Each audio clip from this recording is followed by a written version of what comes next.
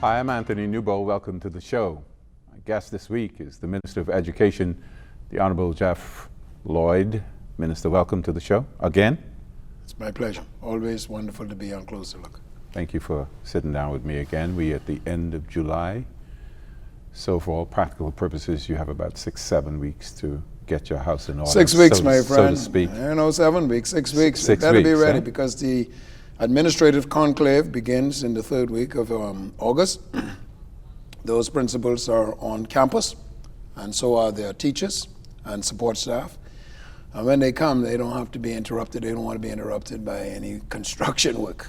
Yeah. So everybody who is being engaged accept and understand that they've got 6 weeks. Yeah. From the date of their engagement to get it ready, and requires whatever it requires. So let's start with that. Repairs, school repairs. How are they going? Excellent. We a week ago engaged a majority of our contractors, hundreds of contractors, all the way from large to medium to small to what we call micro. And principally, we have about 10 schools which are in a very, very, very bad state, and I can't emphasize how bad they are. That's why we had to engage particular contractors, those who can mobilize themselves and get really going and who've got the crews ready and waiting and able to do what has to be done. We have got some really serious structural issues. Given the nature of those 10 schools, you have enough time to? Oh yeah. Well, we have enough time because of who we have engaged. Okay. You know, these are contractors, very seasoned contractors who have done major works in the Bahamas and have worked for the Ministry of Education over the past several summers. As a matter of fact, going back quite a number of years. So we know who we are dealing with. They know the schools. They know the challenges, difficulties. They have over the years reported to us, if you don't take care of this, it's going to be a problem within a matter of a couple of years. We are now, as they say, chickens have come home to roost. So it's about $11 million that we're going to have to spend on those 10 schools. Yeah, which is my next question. You have enough money? We're going to have to have enough money. There's no way that schools are not going to be ready. There's no way that we could put our children and our teachers, administrators in anything less than an enhanced and safe learning environment. It's as simple as that. Yeah. Which are the major schools that you talk about structural problems? Which are the major schools you... Government High, C.I. Gibson, R.M. Bailey, C.R. Walker, Donald Davis, H.O. Nash, school in Grand Bahama, Walter Parker, very serious school. C.R. Walker, as I indicated, very serious situations there that needs to deal with structural issues, very, very serious structural issues. In such a case, Mr. Noble, that we have had to shut down an entire section of the school because it's a safety hazard. So, we're looking at T.G. Glover. It's going to be one of those major areas. What about you dealing with the structural things? Perennially, you have a teacher shortage. Well, let me go back to repairs for a moment, because in addition to those serious structural issues, you still have matters of electrical nature, plumbing nature, air conditioned nature, and other issues of repair, whether it's a door or it's the tiling on the floor, it's the bathroom issues, whether it's the pavilion that needs to have some repair done to it, whether the glass and the administrators' quarters, preschools, and so on. So when I talk about the 9 schools, 10 schools that really have some serious issues, that does not discount the fact that we've got a number of schools that also have serious issues, but of a less urgent nature, or less critical nature, but still very serious. Let me ask you, who's responsible for maintenance? Because couldn't a lot of this be mitigated by a structured maintenance, ongoing maintenance program? If you had stayed another 15 minutes in your mother's womb, they'd call you Samuel because you're prophetic. Yes, we have a challenge with maintenance, and part of that challenge is funding, all right? Yeah. Some of it, of course, would be ameliorated had we had ongoing, aggressive, robust maintenance program. Unfortunately, we don't and didn't. I have sought to introduce a maintenance culture in the Ministry of Education. And I believe to some extent that is now taking root, not to the extent that I would like, obviously, or I'm pleased with, but listen, I am accepting of the small wins and victories that we have. So yes, hopefully over the next year, in our fiscal year, we are going to be able to do some of the things along the way. School ends, for instance, Mr. Noble, at 4 o'clock in the afternoon. If there's a problem with a bathroom, it can be repaired between 4 o'clock and 9 o'clock the next morning, 4 o'clock and 6 o'clock the next morning. And even if it can't, you've got Friday, you've got Saturday, you've got Sunday. And many of these contractors who may have engaged are prepared to do and have worked whatever hours are necessary in order to get the schools ready and keep them ready. Yeah, so all of that kind of work is not done by Ministry of Education staff. No, we don't understand. That's all contracted out. Contracted out. What about the Ministry of Works? They have to contract it out as well. We just simply don't have the resources, not from that standpoint. You know? Yeah. Now, don't forget, the schools, many of them have maintenance persons. Yeah. But most of this work goes beyond their capability. You know, maintenance is keeping the yard clean and making sure that whatever minor repairs that Some may be little necessary. painting maybe. Yeah, but you know, in terms of really repairing, you know, broken faucets and doors that are coming off the hinges or other major works, we call some major works that may attract, you know, 1,000, 2,000, and so on. That's a little bit beyond the maintenance guy, and we have some of those contractors on standby to deal with that. But again, an issue of funding. Back to teacher shortage. I say you like the Minister of Health in this regard. You have a challenge. How short are you, and what are your options? No one know until about the middle of August. At the moment, it seems as if, but how you cross your fingers? Let me cross my fingers that we are going to be okay, but usually there's a teacher shortage. Usually those teachers that are needed are in the areas of the Family Islands, and you can accept and understand why that is the case. A lot of people don't want to go to the Family Islands, especially newer teachers, younger teachers, and for any number of reasons. So we are having a challenge in that respect, and but this year I'm advised that based on our cohort coming out of the University of the Bahamas and our own recruiting efforts, we're going to be okay. Let me tell you this, Mr. Newbold. We accept that the nature of the Commonwealth of the Bahamas is an archipelagic nation. It requires us to kind of address this in a way that's more progressive and pioneering and technologically sensitive and sensible.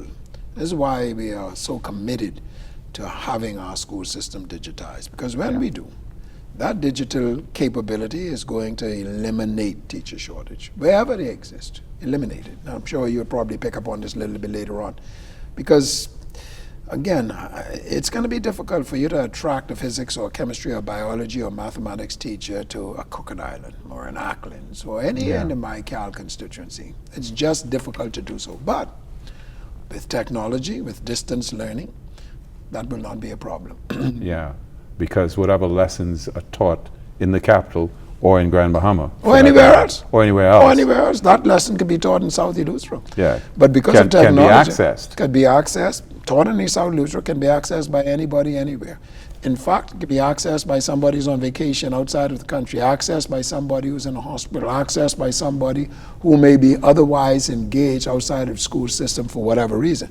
And not only accessed in real time, but accessed from an archival nature, so that you missed it, or you didn't get it, or you need a little bit more kind of repetition with it. It's there in the library, and you'll be able to go back and just pick it up. We can explore a little further, but we got to take a break. Sure. And we'll be back with more Closer Look, speaking with the Minister of Education, the Honorable Jeffrey Lloyd.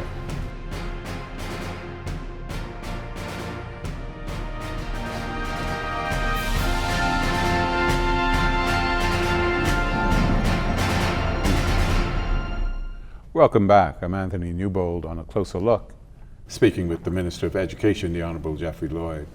We were talking about teacher shortage, and I imagine that teacher shortage would have something to do with helping to determine which schools are amalgamated, which ones are left to function the way they are. Well, this issue of consolidation is now very topical. All right? It's a matter of which I have indicated in the House of Assembly during the budget presentation that we are going to take a very close look at during this academic year. And we are going to engage the community and all of our stakeholders with respect to that. There's no question that in some communities the population is declining. I'm talking about student population. And we as a country, with our limited resources, have got to find the best use. It's our responsibility. I am the Minister of Education. And one of my fundamental responsibilities is to be the proper, effective manager of the resources in our care. I am the guardian of that. And there are schools around the country in which the population has over the last decade continued to decline. we have got to be smart about the use of our resources. For instance, and I'm not just particularly saying that this is an example of any particular school system, but a school on Island A, or schools on Island A, let's say 7 or 8 schools on Island A. We've got $400,000 to repair all 7 or 8 schools. It's $400,000. But if you look at the population of those schools, they can easily be amalgamated into 2 schools. Let's say one in the north, one in the south. That same $400,000 can go much further with 2 schools than could go with 8. In terms of not only having those schools in a habitable condition, but also in terms of the resources available to those students, teachers, and administrators. So we have to be intelligent about how we manage our resources and how we use our resources for the advancement of education in the country. And the second thing, Mr. Newbold, is this. We are committed to inclusive education and equitable education. That means that the child in Cat Island or Long Island or in Miguana has the same right and expectation to the quality of education that the child in Abaco, Grand Bahama, and New Providence has. And that's a function of resources. But if those resources are being divided in a way that's less effective than if they were more consolidated, it's our responsibility to look at that, and it's to invite our people to understand that it's their benefit for it to be in such a state. I'm thinking that you must have had, in your assessment of these schools and situations, you must have had conversations with the various communities. Start out with your scientific data. Okay, let's look at our population. And each year we get reports from the schools and the school districts as to what the population is. And we could easily see school A, once 70 students, now it's 58 students, now it's 42 students, now it's 29 students. All right? What is the prospect in that community A for there to be any growth and development such that the population is going to now see an ascendancy? That's the call we have to make. We have to decide. That's where we start. We start with the scientific data. We start with the demographic data. Then, now having come some consideration as a ministry, we go to the community and say, hey, listen, here's our situation. What do you recommend? Yeah. We don't go and tell them what we have decided. We haven't decided. What do you recommend? So we lay it to them. Yeah, you started these conversations already? Yeah, man, we have to. Because don't forget now, at some point, and I expect that by the school year 2021, there will be decisions. And those decisions will be affected in terms of what we do if there's going to be amalgamation or consolidation of our resources. And of course, as you indicated, has an implication on teachers, teacher allocation, teacher placement. Because if you're struggling now to populate 7 schools, and now you only have 2, the implications are very obvious. And this question probably does not go to the secondary schools, because they probably are. But all schools need to be registered with the Ministry of Education. The Education Act prescribes that any institution that either now exists or intends to exist, it's very important, must be registered with the Ministry of Education. And if they are not now, the ministry has the right to close them down, shut them down. I am not happy to tell you that there are many institutions operating, or I call them institutions for lack of a better term, institutions operating in this country that are not registered with the Ministry of Education. And it's a danger to our community. Why?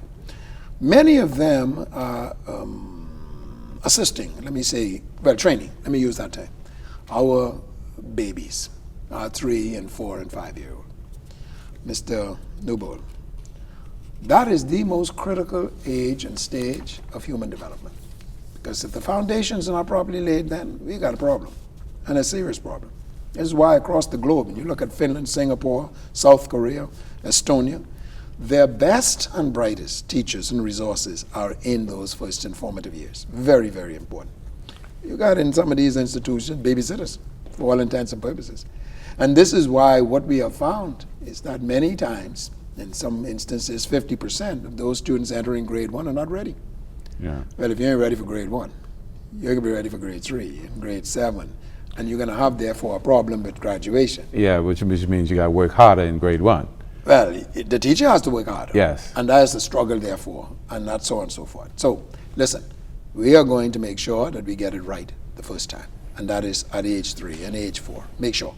And we are warning now, letting you know, if you're there now operating and you're not registered with the Ministry of Education, get in touch with NACOB, National Equivalency Accreditation Corporation of the Bahamas.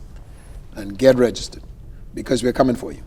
We have now addressed this by way of hiring some inspectors.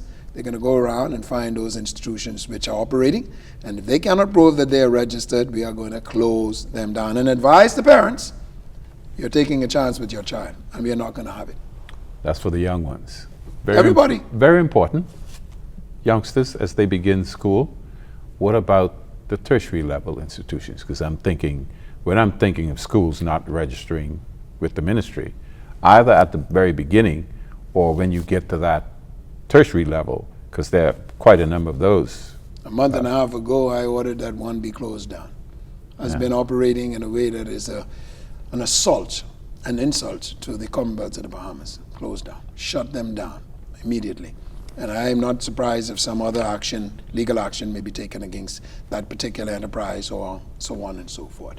But just as well, I mean, if you're operating in the country and you're not registered with NACOP, which is the Ministry of Education, close it down or get registered.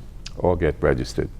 Your teachers. And that's not going to require as much an effort as you may think, because all you have to do is demonstrate that your qualifications, that people who are going to be delivering on instructions are qualified to do so. And if they're not, we got prescriptions as to how they can be. It's University of the Bahamas, BTVI, and many other schools. How is the university, and I was going to get to this later, but let's talk about it now.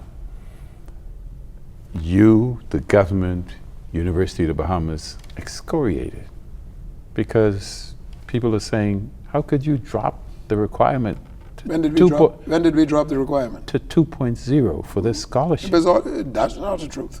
No? When did we drop the requirement? The requirement has always been 2 point in order to matriculate seamlessly through a system. For a scholarship?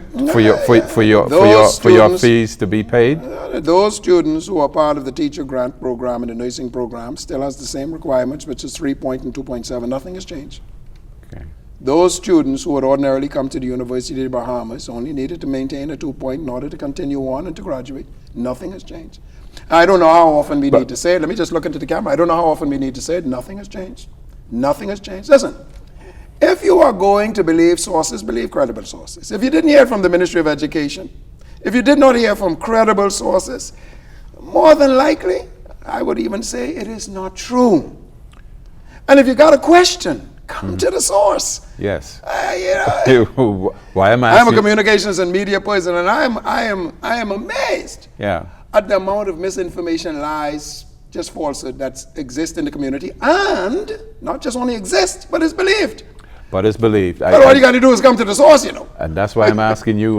We haven't finished with that yet, but we got to take another break, and we'll be back with the Minister of Education after this.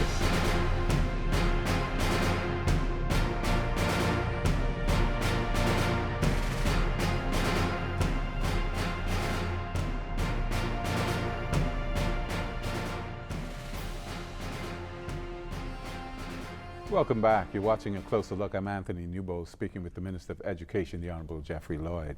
Let's finish this discussion about the 2.0. And the premise is, once and for all, behind this 2.0. Government of the Bahamas made a decision. If you go back to the manifesto of the Free National Movement, it's our commitment that we would make tertiary education affordable, available to as many Bahamian students who qualify, right? I hear people talk about, that means that you could just go to UB now and so on. What do you mean by qualify? Well, you got to get in. You got to get in. Obviously, there's an admission process. You have to be accepted. Your grade point has to meet certain standard, and so on and so forth. You got to get in. What we say is, we'll take care of the tuition. That's all this is, We'll take care of the tuition, and we pay all the mandatory fees. All of the requirements of being in the University of the Bahamas, whatever they are, right. You are in the teacher program, you've got to maintain a certain grade point average in order to continue with the grant. If you're in the nursing program, you've got to maintain a certain grade point average in order to receive the grant. And those two disciplines receive grants, monthly grants. If you want to remain at the university, you've got to maintain a certain standard. The universal standard. I'm talking about the universities across the globe. 2,000 of them in the United States. The standard is 2 point. Graduation standard is 2 point.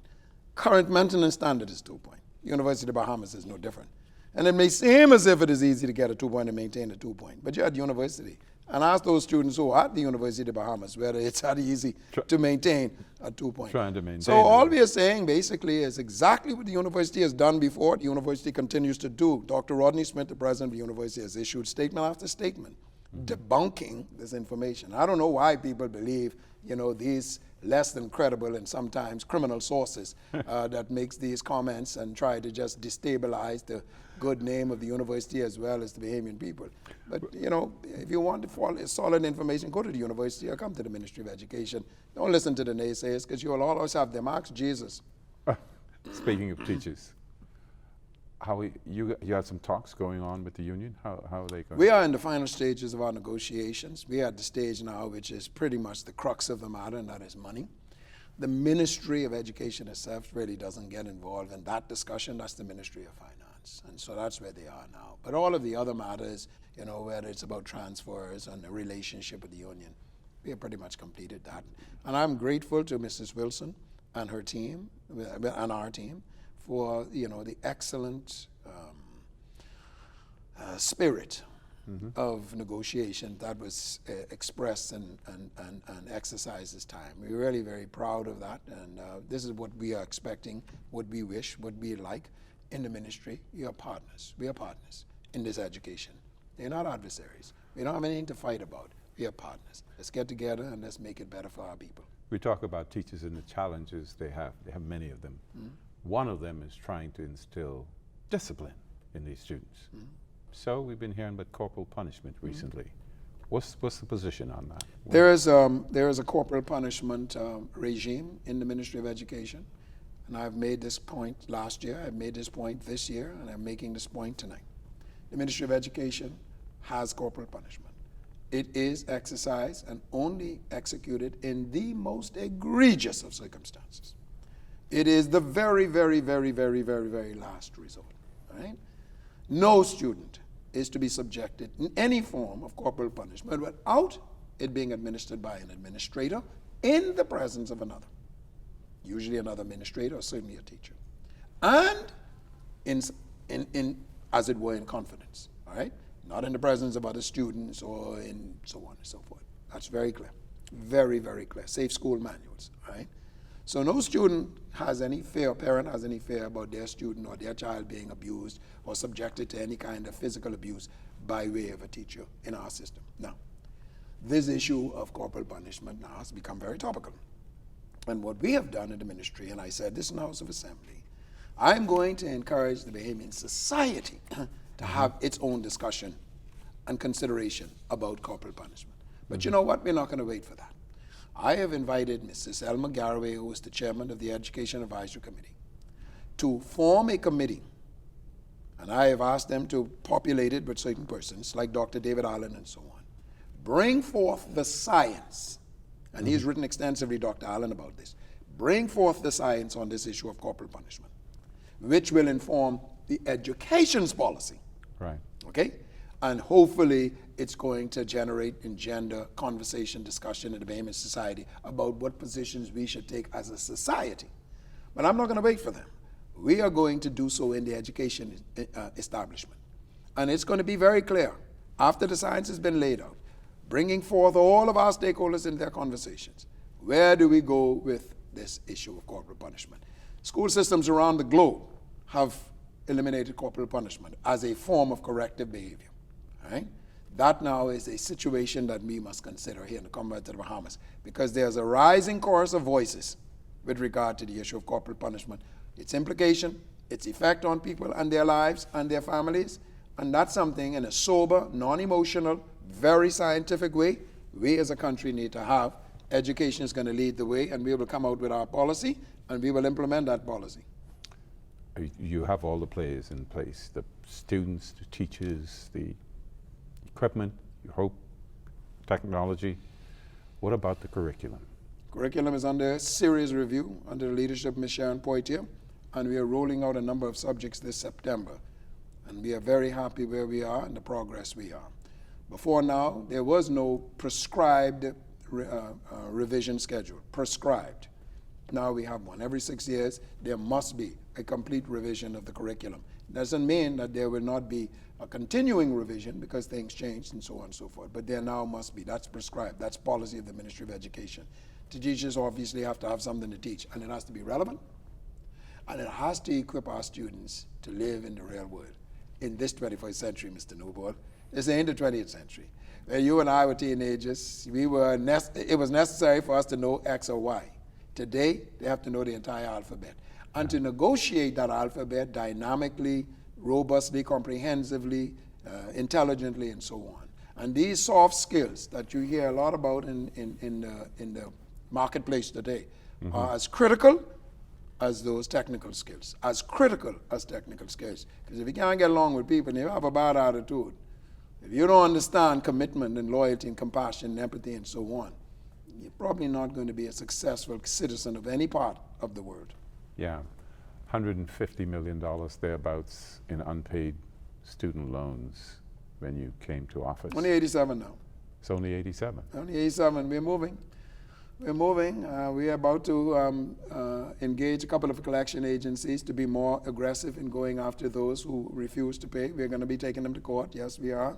I regret to have to say that some of those who refuse to pay and have not paid are public servants. And so we're going to get a court order to garnish their wages. We invite them to come forward. We have begged them. We have bent over backward. We have offered all kinds of concessions. We have run out of all of our options. We are now going to exercise the very last one that we have, and that is legal sanctions. How many students you think left school last month? This is July. How many students you think left school? 5,300. 5,000 plus. You think we One third of that will go to some tertiary institution. So you're looking at about 2,200 going to some tertiary institution. Well, even more than that. Let me take that back, and I'll tell you why. BTVI, as you know, now has free tuition, just about free. I mean, BTVI is just about free. No excuse now if you want to advance yourself. BTVI is free. No excuse if you want to advance yourself. There's limited space, yes. It's only 1,800 limited space, but there's no excuse, all right? So you got 1,800 that's going to BTVI, and you've got about 1,800 or so going to UB. That's 3,600 out of the 5,200, 300. Add to that another 500 that's going to leave this country and go off to the universities abroad. Okay, so your 4,000 students out of 5,200 in tertiary education, being continuously trained, ready to assume the leadership roles and contributing roles in the Commonwealth of the Bahamas. We're doing extremely well. I'm very proud of this government and the commitment it's making to education. Education is the most important work that we could do in this country, as far as I'm concerned, and I think the science bears this out. The factual circumstance and scenario bears this out. Education, most important, and this is where the largest share of our budget goes. And because of that, I'm going to invite you to come back again, closer to the opening of school. All right? I'm more than happy anytime, sir. Thank you. And thank you for watching A Closer Look. Remember, you can also watch us on YouTube and on Facebook. See you next week.